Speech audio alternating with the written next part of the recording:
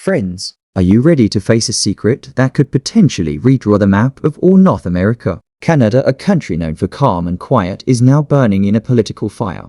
And the biggest twist, Alberta, Canada's top oil-producing province, doesn't just want to separate. It wants to become the 51st state of the United States. Shocking, right? But wait, this isn't some social media hoax.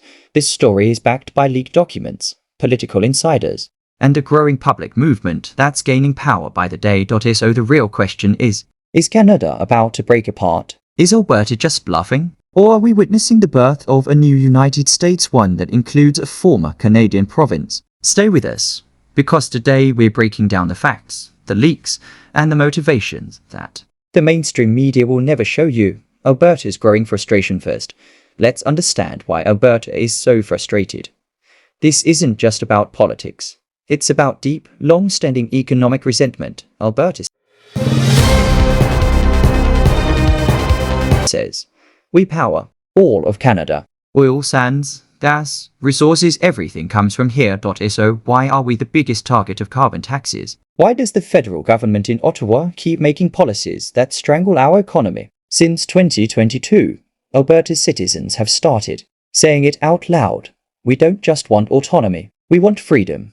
According to one survey, 41% of Albertans now support full independence, and many openly say, "We'd rather be American than be ignored by Ottawa." Leaked documents and the separation blueprint now.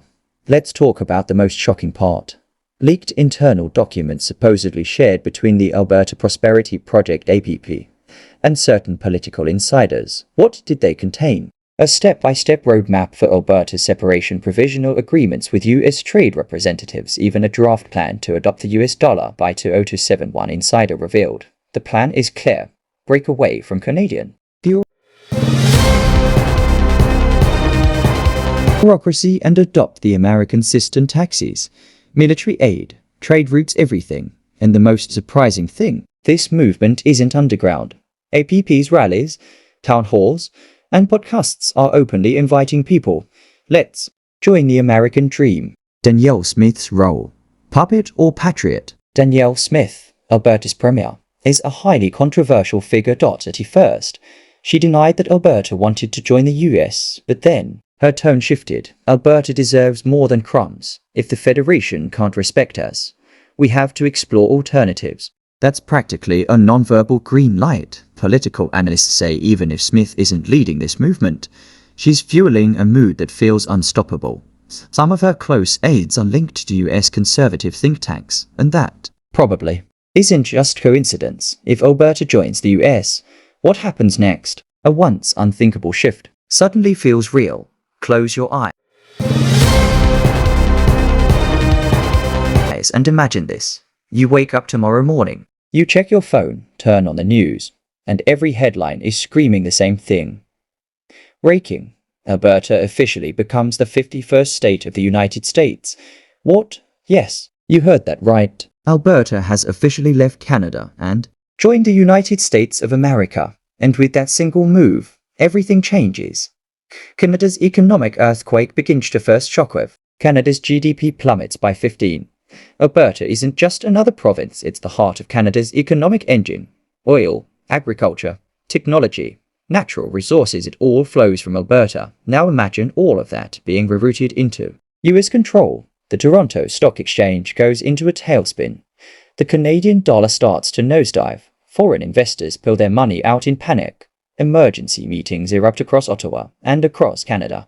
A terrifying question starts spreading. Is Alberta just the beginning?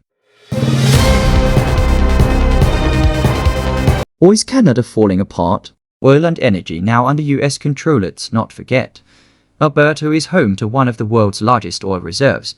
The moment it becomes part of the US, the entire energy dynamic across North America flips. Think about it.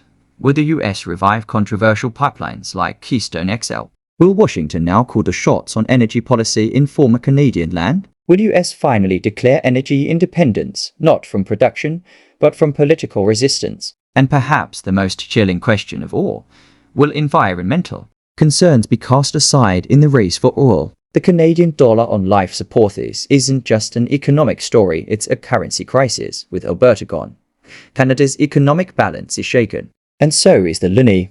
Bank of Canada scrambles to contain the fallout. Interest rates are hiked in a panic attempt to stabilize the economy. Confidence in Canada's future is shaken both domestically and globally. The loonie, plunging fast. Foreign reserves draining. The average Canadian facing a very uncertain tomorrow. British Columbia and Saskatchewan. Who's next? Suddenly, it's not just Alberta. British Columbia with its Pacific ports, tech hubs, and trade routes sees an opportunity. Saskatchewan, Alberta's close economic twin, feels left behind. Within days, both provinces demand their own referendums. Western Canada is no longer just discontent, it's unraveling. The idea of a united Canada starts to look like history. A fragmented Canada nightmare or new beginning. The West is leaning toward the US, the East from Quebec to the Maritimes is scrambling for answers. Ontario, isolated and overwhelmed, trying to hold a collapsing federation together. But this isn't just a political fracture, it's cultural, historical, emotional.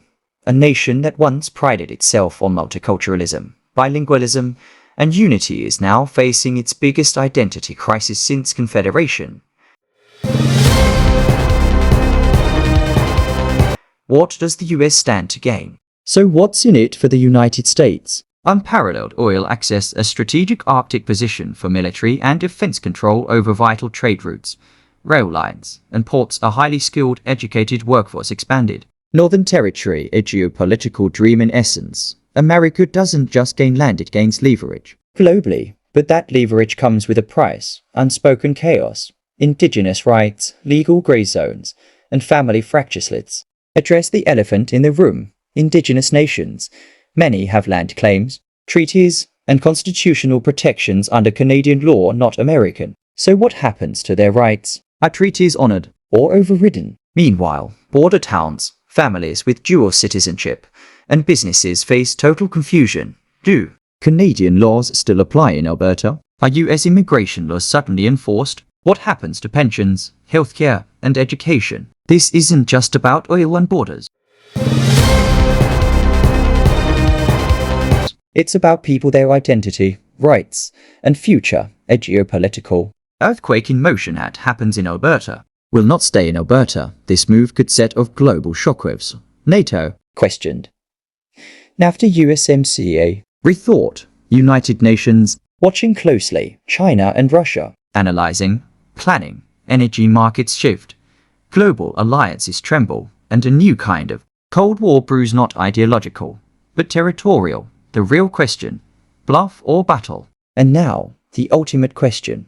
Is this real or just political poker? Has Alberta truly decided that Canada no longer works? Or is this one massive, high-stakes bluff to pressure Ottawa? Because here's the truth. Alberta has long expressed frustration with carbon tax equalization payments, federal pipeline policy, specific neglect from Ottawan politicians like Danielle Smith have publicly flirted with the idea of full independence or US statehood. But is this real? Or just a dangerous bluff gone too far? Who's really pulling the strings? Let's dig deeper. Who benefits the most from Alberta's exit? Energy corporations that want fewer regulations. US strategists dreaming of northern expansion. Separatist movements who want to see Canada fail. Tech billionaires hungry for untapped land and tax benefits. Foreign powers eager to see Western democracies divided. This is not just about Alberta. It's not just about Canada. It's a geopolitical chessboard, and Alberta is the queen in play. Some say this is just a bluff to get a better deal. Others warn, if we take this lightly, Canada may be broken up by 2030. Danielle Smith has not openly supported the movement, but she hasn't opposed it either, which means the game is still wide open. So friends, the decision now lies in your hands. Is this all just hype? Or are we truly standing at the edge of Canada's breakup? Tell us in the comments. Should Alberta separate? Will the United States accept it? And if it happens, can Canada survive?